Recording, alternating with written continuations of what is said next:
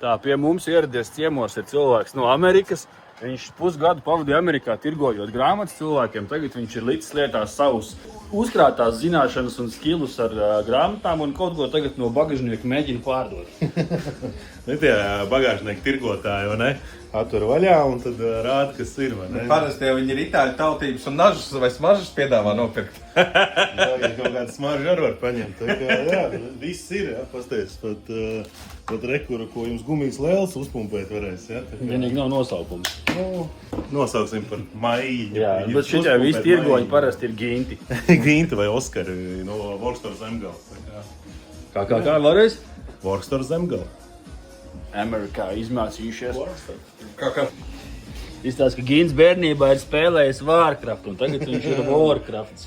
Warcraft, jā. Šies arī ir Warcrafts. Tas arī Warcraft, jā. Warcraft. Katrā ziņā, kā to Warcraftā gāja? Tu biji orks vai tu biji tas otrs? Es tā kā no malas vairāk skatījos. Tikai trešā persona, ja, kas tur stāsta to stāstu. Nu, tā, vairāk ar neko. Es domāju, var stāstīt, ko grib, bet, tā kā, es domāju, tu biji pa zaļiem cilvēkiem. Vai ne? O! Te var teikt uzpumpēt kaut ko. Mareks jau tā ir uzpumpēts. Mareks jau ir uzpumpējies pats. Nē, vai varbūt var kaut ko Tā atsūkt. tā viss labi ir. Jā, nē.